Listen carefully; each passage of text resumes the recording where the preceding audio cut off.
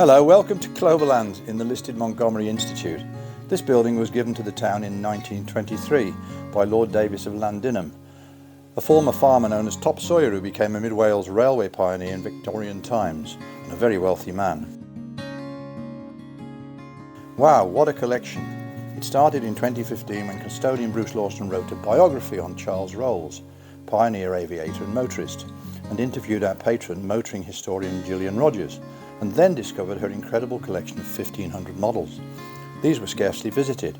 The earliest model was from 1950 and the rest were in a barn on her premises.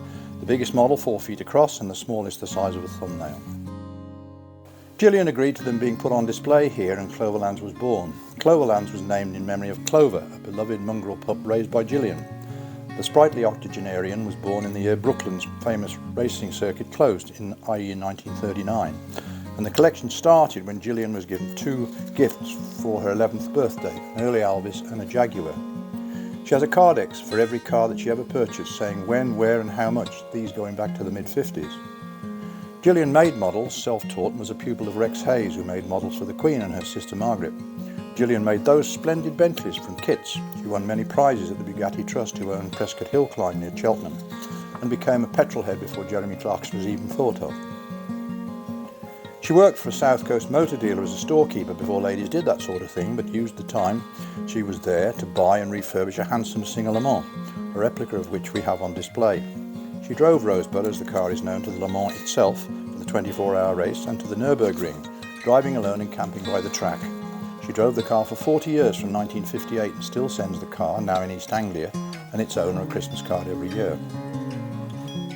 High around the room you can see a collection of Texas number plates owned by a donor from Llanfair, who also gave us the display of mint boxed dinkies. We have a number of land speed record cars, shades of Henry Seagrave, Sir Malcolm Campbell and John Cobb, who raised the record from a tasty 134 to a manic 370 miles per hour between the wars. You can see a splendid Jack Vetriano picture of Campbell, father of Donald. This was taken at Bonneville Salt Flats, where several land speed records were set. Pity we don't have the original picture. It was sold for £400,000 more than a decade ago. Be careful with the Seabury collection from Broseley, or Russian cars, even the boxes are in Russian, so mind the nerve agent. Have you spotted the car in the bottle? How did it get there? Next are 1,000 Formula One cars going back through the years given to us by a Liverpool collector. Next are some splendid mint and boxed articulated lorries. These belong to one of our custodians, Ian, who brought them from East Anglia, and next to them is a Dirac, which starred in the film classic Genevieve, sparking a growing interest in old cars. At the end of the aisle, great American cars, some purchased by Neil, our Telford custodian, from a chess grandmaster in the Channel Islands.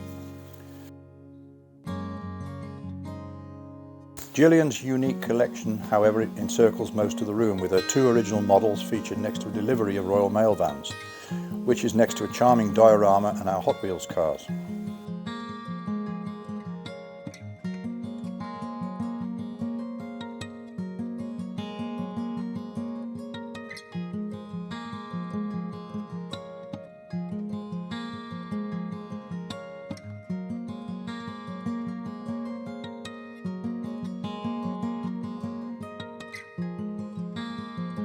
The hot air balloon hovering above the collection is in memory of Charles Rolls.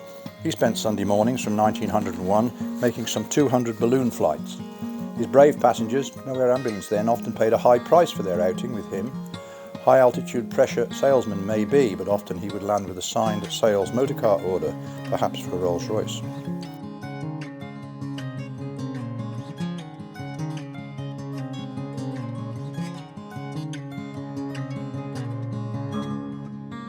Eventually we ran out of room and acquired another, and in this is the Canadian Hardy collection, a major attraction to baby boomers. You can probably see the car you first learned to drive in. Mine was a Ford Anglia 205, and among the 300 British cars are 2 Daimlers bearing the royal standard. The Queen would have been but 3 years old when these were delivered to the palace. The Fiat Topolino is a replica of a car driven by Gillian's sister Valerie. On rainy days the ladies would go to work in this, and on the dry days in the open top Singer, with a brolly in the back just in case. The Fiat shares the table with Cloet. As you can see from her original drawings, this was built by Gillian, except for the radiator, and is based on a 20s French Citroën Cloverleaf. The car has an unusual boat tail. We believe Cloet was the inspiration for Brum, a children's TV series between 1991 and 2002. It used to escape from its Cotswold Museum overnight, like Bagpuss, for various adventures, usually chasing criminals, then returning demurely the next day, no questions asked. The TV voice of Brum was the fine actress, rock star, folk singer Toyah Willcox. Brum was at one time kidnapped from its home in Llanfair, and after an extensive police search through southern England and France, was recovered, no questions asked. We do not know whether a ransom was paid. Other models in the room include James Bond's DB5. More models were produced on this than anything else save for the Batmobile. Some 4 million of those were made. Also in the room is a wooden Rolls-Royce and a model of the original Benz used by Carl Benz's fiancée. This was for her epic journey across Germany to publicise his invention. She drove in this contraption with 2 young children 70 miles, the furthest any man or woman had driven in the world, in 1886, and 10 years before the first car was seen in Wales. Cloverlands has been described by James Mann, renowned motor car photographer, in Automobile as a classic shrine, a hidden gem. Come and see for yourself. We are moving shortly and thought it appropriate to record this tribute to all our sponsors and friends, particularly our patron Gillian Rogers, in our first special home. We hope to move on to an even more exciting location, attracting thousands of children, car clubs and transport-loving adults.